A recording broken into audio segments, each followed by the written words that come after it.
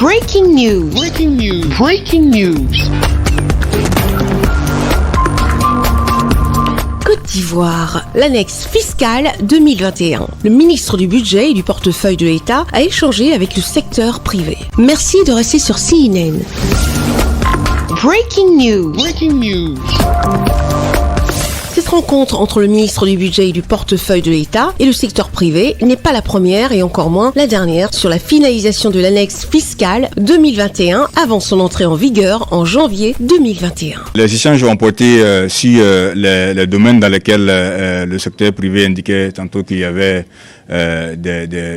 quelques augmentations d'impôts, mais également de notre côté aussi, là où aussi l'État a fait des efforts pour apporter des facilités, et donc on essaie de trouver un juste milieu pour pouvoir avancer. Des mesures de politique fiscale qui portent entre autres sur l'assujettissement du riz de luxe et de la viande importée à la TVA au taux de 9%, le relèvement du taux du droit d'enregistrement sur les exportations du cacao qui passe de 1,5% à 3%. Vous savez, quand on fait un test fiscal, il peut y avoir quelques évolutions haussières dans tel domaine, mais également des évolutions baissières dans tel autre domaine. Et donc, on essaye de faire un savant équilibre pour faire en sorte donc que aussi bien l'État que le secteur privé puissent continuer de travailler avec la plus grande sérénité. Il est important de rappeler que depuis 2011, l'État de Côte d'Ivoire a aménagé des mesures de soutien considérables aux entreprises. 70% des mesures de politique fiscale sont constituées de dispositions de soutien au secteur privé. Le coût fiscal de ces mesures est évalué à plus de 50 milliards de francs CFA par an, soit environ 500 milliards depuis 2011.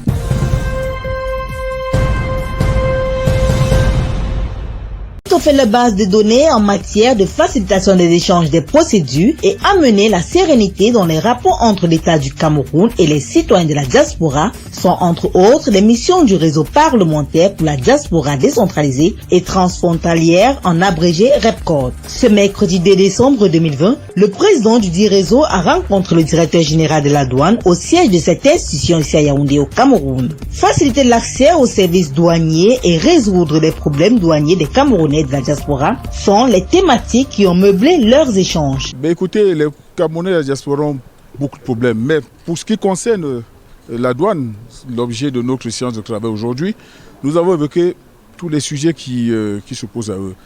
Naturellement, il y a le fait de pouvoir amener leurs marchandises, pouvoir les dédouaner en temps et en heure, et le fait d'avoir des facilités qui puissent les permettre de venir s'investir dans ce pays. Et il est clair que de ces échanges avec le directeur général, nous avons appris beaucoup de choses. Il y a beaucoup de choses qui sont faites dans le cadre de faciliter les choses à nos compatriotes de la diaspora. Il y a beaucoup beaucoup d'outils de facilitation, mais qui ne sont pas connus. Il y a un problème de manque de vulgarisation. Et nous pensons que nos compatriotes de la diaspora souffrent de deux choses. Un, la non-maîtrise, la non-connaissance des tests en vigueur et le fait que ce qui est fait n'est pas connu, n'est pas vulgarisé.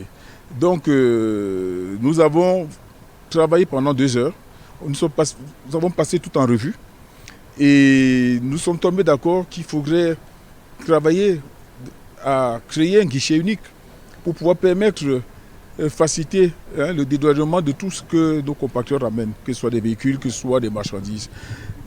Vraiment un guichet dédié spécifiquement aux Camerounais de la diaspora. Face à ces difficultés, l'équipe du REPCOD et le personnel de la Direction générale des douanes se sont entretenus pendant 2 heures de temps. Des échanges fructueux et très bénéfiques pour les Camerounais vivant à l'étranger. Vous avez sollicité cette consultation dans le but d'étoffer votre base de données en matière de facilitation des échanges et procédures douanières dans le but de ramener la sérénité dans le rapport entre l'État du Cameroun et sa diaspora, très cher à notre président, son Excellence Paul Biya. Je vous rassure solennellement que la Direction générale des douanes sera toujours à votre côté dans l'accomplissement de votre exaltante mission. Il est donc question pour nous de mettre déjà à votre disposition les différentes déclinaisons du douanier pour convaincre la diaspora et autres investisseurs de l'attractivité Cameroun. Pour le président du réseau parlementaire pour la diaspora, le choix des services de la douane n'est pas anodin. Elle va bien au-delà de l'équilibre économique de l'État. La douane, c'est un acteur majeur. Je l'ai dit dans mon propos liminaire ce matin, la douane et les services de la police de frontières sont les thermomètres, les tensiomètres pour tous ceux qui y arrivent dans ce pays et qui veulent investir. Si vous êtes bien reçu, ça vous donne déjà l'image du pays. Si vous êtes mal reçu, vous êtes découragé. Donc, il était tout à fait important et judicieux pour nous que nous venions ici. Nous avons appris beaucoup de choses. Et il faut féliciter la douane pour tout ce qu'ils nous ont dit, parce qu'ils font beaucoup de choses, mais ce n'est pas connu. Et le directeur général s'est engagé à vulgariser davantage. Ils le font déjà, mais à vulgariser davantage. Et nous sommes à leur disposition pour les aider. Tout ce qui peut être fait pour que nos compatriotes se sentent à l'aise, qu'ils apportent leur contribution, doit être fait. Et nous sommes là, dans le cadre de ce partenariat, parce que nous sommes dans l'accompagnement du gouvernement et des services publics. Depuis sa création, le REPCOD a entrepris une série de rencontres avec les membres du gouvernement et bien d'autres leaders. Ce réseau est là pour les plaidoyer. Plaidoyer en interne auprès du gouvernement public pour qu'il ait plus d'actions, plus d'opportunités, plus de facilités en faveur de la diaspora. Plaidoyer en externe pour expliquer les réalités du pays aux compatriotes et essayer de faire renaître en eux l'amour de la mère patrie.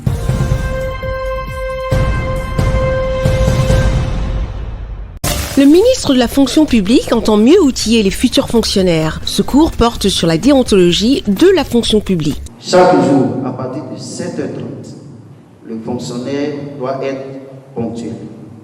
Il doit être assidu. Et il doit personnellement et physiquement être à son poste de travail. Après le concours d'entrée dans l'administration publique, les candidats admis retournent à l'école. On apprend que, en tant que fonctionnaire, on a d'abord des avantages, mais plus des obligations.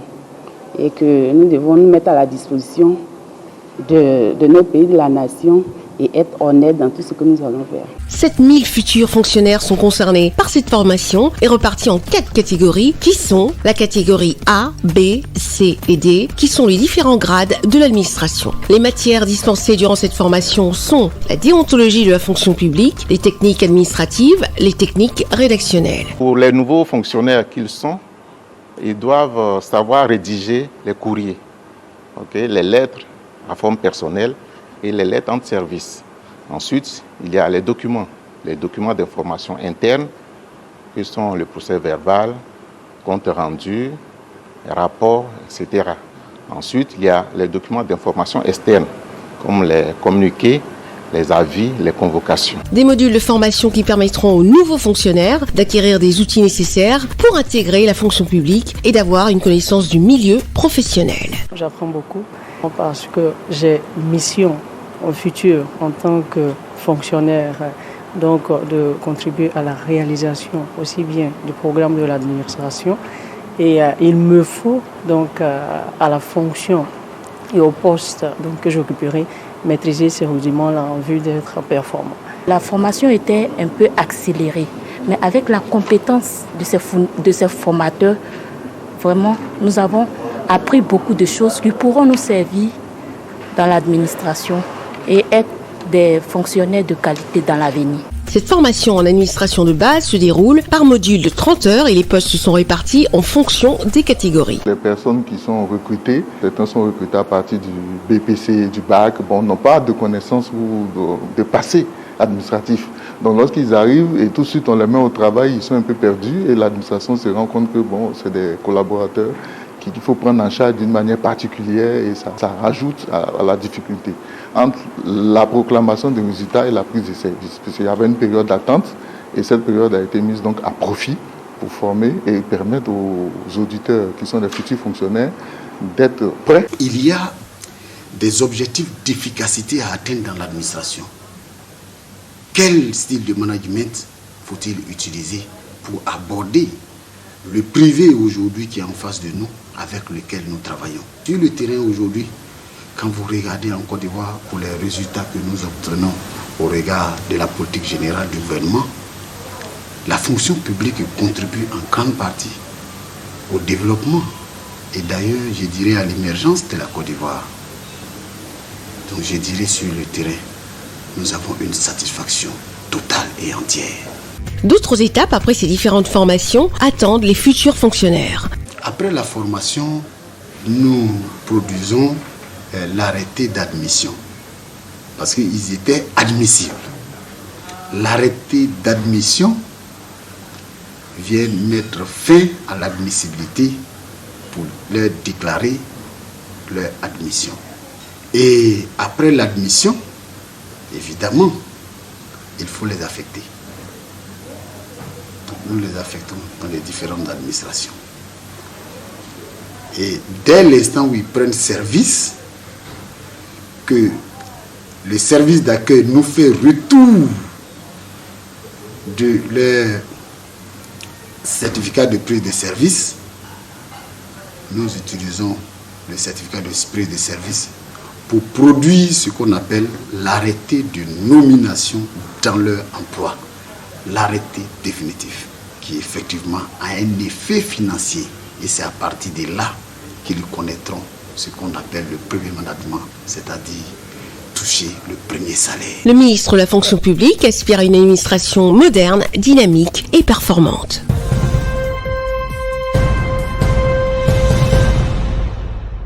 Âgé de 65 ans, l'homme d'affaires congolais Albert Yuma, un proche de l'ancien président Joseph Désiré Kabila, a été réélu jeudi dernier pour un 6e mandat de 3 ans à la tête de la Fédération des entreprises du Congo. L'élection du patron des patrons a été annulée par le Conseil d'État, qui a été saisi par l'un des candidats écartés, en l'occurrence M. Dieudonné Kassembu. La Fédération des entreprises s'oppose à la décision du Conseil d'État qui demande de reprendre les élections à bulletin secret. En poste depuis 2005, l'homme d'affaires Albert Yuma est le président du conseil d'administration de la société publique minière Gécamine SA. Albert Yuma est connu pour ses attaques contre les ONG étrangères, telles que Global Witness qui a déclaré en 2017 que 750 millions de dollars avaient été détournés des caisses de la Gécamine entre 2001 et 2019. Le chef de l'État congolais, son Excellence Félix Tshisekedi, a reçu l'homme d'affaires congolais Albert Yuma lors des consultations qu'il a menées du 2 au 25 novembre 2020. La République démocratique du Congo vit désormais dans l'attente des annonces du chef de l'État, son Excellence Félix Tshisekedi, pour sortir de la crise au sein de la coalition au pouvoir. Les dirigeants de son parti l'invitent à tourner la page de la coalition, de rompre l'accord secret signé avec son prédécesseur Joseph Kabila en janvier 2019.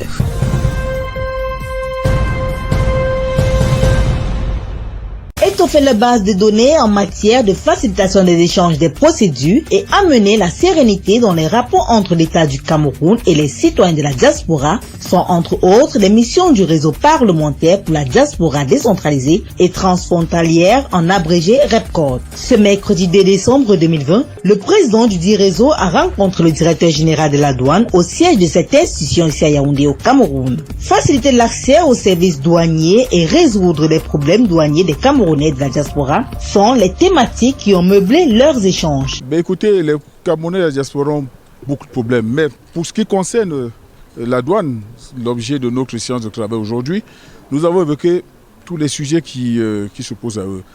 Naturellement, il y a le fait de pouvoir amener leurs marchandises, pouvoir les dédouaner en temps et en heure, et le fait d'avoir des facilités qui puissent les permettre de venir s'investir dans ce pays.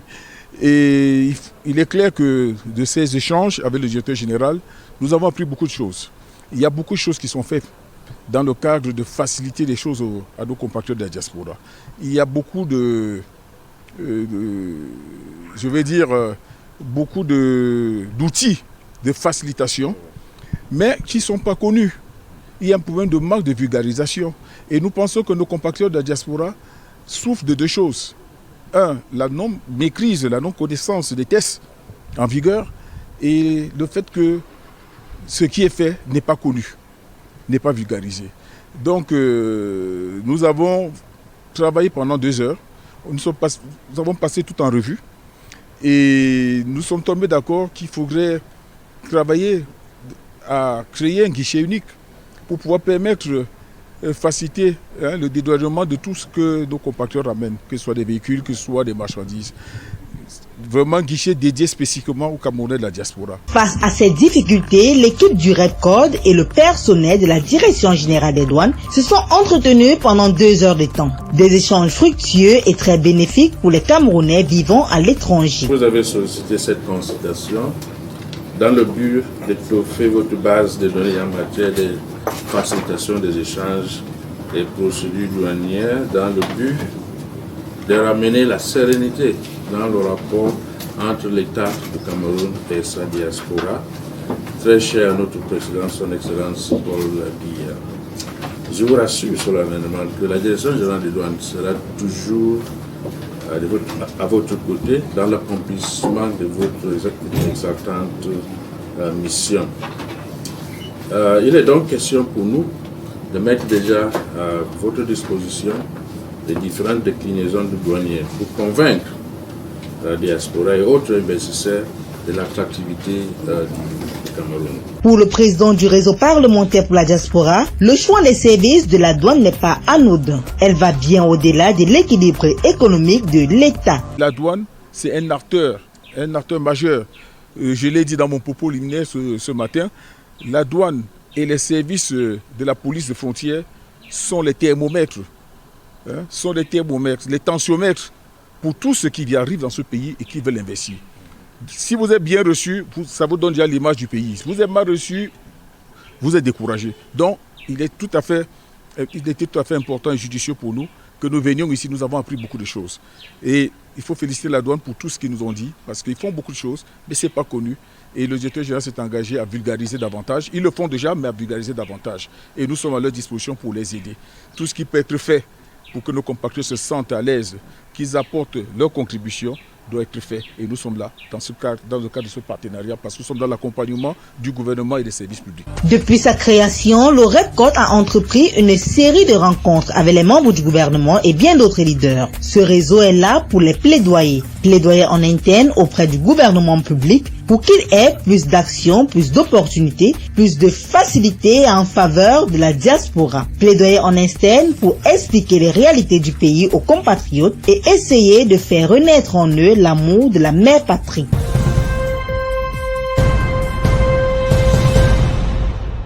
La convention signée entre NCA Bank et le gouvernement ivoirien, représentée ici par le ministre de la promotion des petites et moyennes entreprises de Côte d'Ivoire, M. Félix Anoblé, porte sur un montant de 20 milliards de francs CFA destiné au financement des petites et moyennes entreprises sous forme de prêts. Tente simplement de recevoir les sollicitations des PME pour les accompagner dans le montage du dossier, la structuration et faire en sorte qu'on aboutisse à accorder le plus grand nombre de financements de qualité. Ce qui nous revient, c'est d'être correct, d'être sérieux, de pouvoir utiliser ces fonds de façon correcte, mais surtout de rembourser pour que la chaîne continue et que d'autres PME puissent bénéficier de ce financement. Le délai de remboursement du crédit est de 4 ans et le taux d'intérêt est compris entre 7 et 7,5%. Donc de financer les entreprises qui répondent aux critères de la banque. L'État, par le fonds de garantie des PME, pourra donc être à côté de la banque pour réduire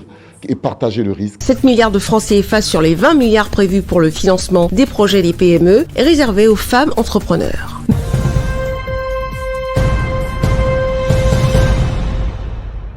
La convention signée entre NCA Bank et le gouvernement ivoirien, représentée ici par le ministre de la promotion des petites et moyennes entreprises de Côte d'Ivoire, M. Félix Anoblé, porte sur un montant de 20 milliards de francs CFA destiné au financement des petites et moyennes entreprises sous forme de prêts.